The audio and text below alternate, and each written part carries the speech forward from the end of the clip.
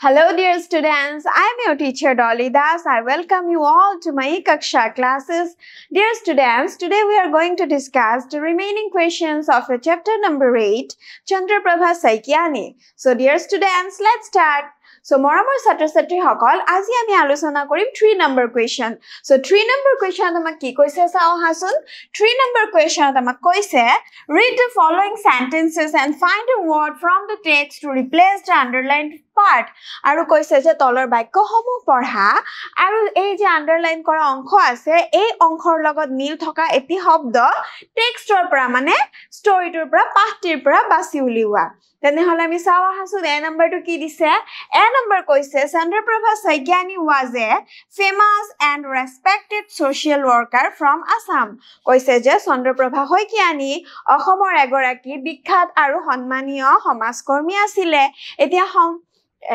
famous and respected ei duita ekaloge bujabo pora word ami patut paisu ne nichhoy paisu word to ki asile moi answer to loisu word to hoise renowned.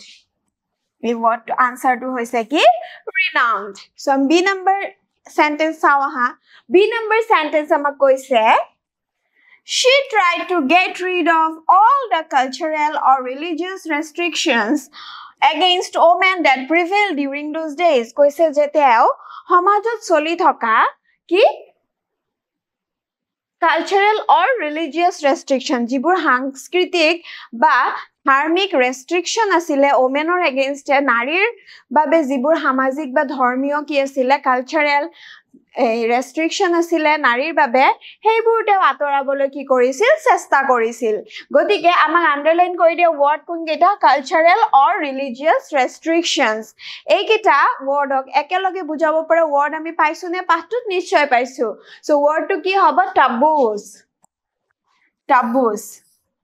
ঠিক আছে C number sentence sao ha C number sentence ot amak koise Chandraprabha refused to accept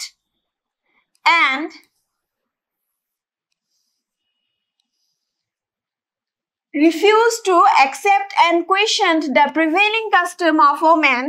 sitting behind bamboo screens in public meetings aru rajohua sabhat Chandraprabha Saikyani ki korisil refused to accept te grohon koribo bisara nasil ki grohon koribo bisara nasil ei je nari hokolok mohila hokolok bamboo screen or pisot bohuai rakhisil ei protha to ei custom to teo ki koribo bisara nasile accept koribo bisara nasile ete yate amak underline kori dia word kun keta refused to accept and questioned refuse grohon koriboloi ki korisil অমান্তি হৈছিল আৰু প্ৰশ্ন কৰিছিলে so এনেকুৱা একে অৰ্থ বুজাব পৰা শব্দ আমি পাইছো নে পাইছো শব্দটো হৈছে কি চ্যালেঞ্জ তেও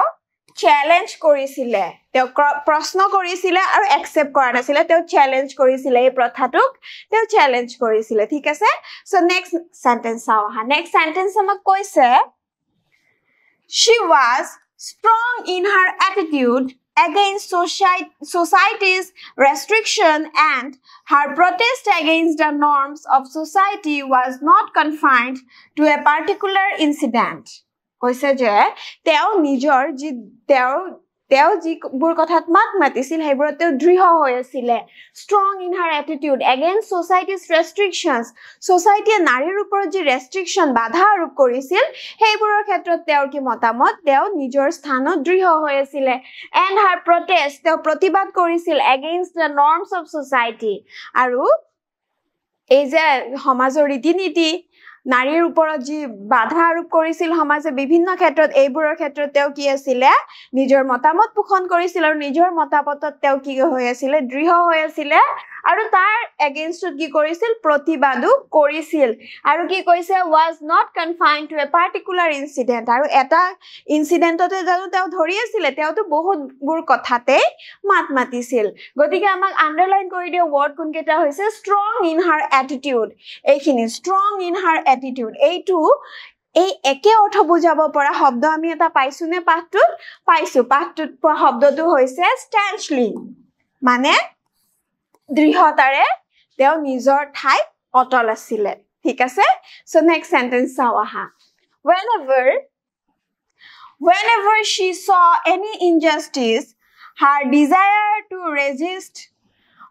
authority rose to the occasion. কৈছে যে যেতিয়াই তেওঁ কিবা ধৰণৰ অন্যায় দেখিছিল তেতিয়াই তেওঁৰ কি her desire to resist authority তেওঁৰ যি authority মানে তাৰ ওপৰত প্ৰতিবাদ কৰাৰ বা তাৰ ওপৰত মাত মতাৰ তেওঁৰ যি desire যি আশা যি আকাংক্ষা rose to the occasion আৰু কি কৰিছে হেতু বৃদ্ধি পাইছিল হেতু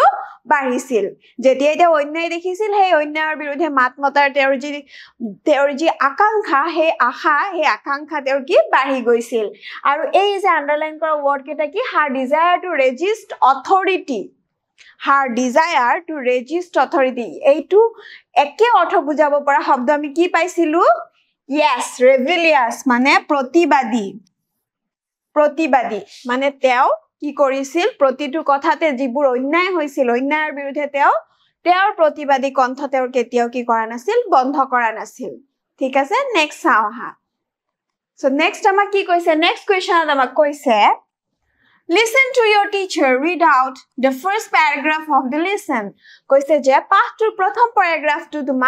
তোমাৰ টিচাৰে ৰিড কৰি দিবা আৰু আজি কোন তোমালকৰ টিচাৰ মই গতিকে মই প্ৰথম প্যাৰাগ্ৰাফটো তোমালকক পঢ়ি শুনাম ঠিক আছে as you listen complete the table below with information about Chandraprabha Saikyani আৰু যেতিয়া তোমালকে শুনিলা শুনাৰ পিছত তোমালকে তলৰ টেবুলখন চন্দ্ৰপ্ৰভা শইকীয়ানীৰ তথ্যৰে সম্পূৰ্ণ কৰিব লাগিব তেনে হলে মই এতিয়া তোমালকক দফাটো পঢ়ি শুনাম ঠিক আছে তোমালকে ভালদৰে শুনিবা সো আমাৰ ফাৰ্স্ট প্যাৰাগ্ৰাফ হৈছে এইটো Chandraprabha Saikyani was a renowned social reformer from Assam who fought to make formal education available for girls. This happened during a time when society did not allow girls to step out of home. Born on 16 March 1901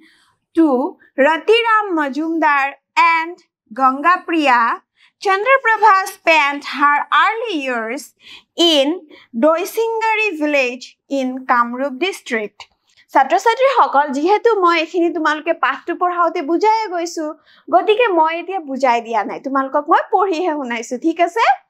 so next আহা She and her sister Rajani Prabha were so eager to study that they did not mind wading through mud to attend a school which only had boys and was situated several kilometers away. This was the beginning of a journey of a lifetime to rid society of all the taboos against women that prevailed during those days. So, yate amar prothom dofatu ki hoise সমাপ্ত হৈছে এতিয়া তোমালকে এই দফাটোৰ পৰা তথ্য লৈ তলৰ টেবুলখন পুৰা কৰিব লাগিব আমি টেবুলখন চাও হাসুন So yate so amak টেবুলখন দিছে হয়নে So this table is about Chandraprabha Saikyani So amak yate ki pura bodise Chandraprabha Saikyani ki likhibo lagibo a dash social reformer from ki hobo আমি এটাই জানো হয়নে তাৰ পিছত বাৰ্থ কেতিয়া হৈছিল জন্ম কেতিয়া হৈছিল তাৰ ফাদাৰ কোন আছিল মাদাৰ কোন আছিল সিস্টাৰ কোন আছিল আৰু স্কুল কোনখন স্কুলত গৈছিল তেওঁ বয়জৰ স্কুলত গৈছিল হয়নে সো টেবুলখন তোমালকে পুৰাবা মই বাৰু উত্তৰটো লৈ আহিছো কিন্তু হলেও তোমালকে ভিডিওটো ইয়াতে পজ কৰি টেবুলখন আগতে নিজে পুৰাবলৈ যত্ন কৰিবা ঠিক আছে সো আনসাৰটো চাও হা এইটো হৈছে তোমালকৰ আনসাৰ কি হ'ব a renowned social reformer from Assam. আৰু তেওঁৰ বাৰ্থ হৈছিল 16 March 1901. Father Rotiram Majumdar, mother Gangapriya, sister Rajani Prabha, a school which only had boys. ঠিক আছে? So dear students, this is for today. We'll meet you again in my next videos. Thank you for watching. Till then, bye bye.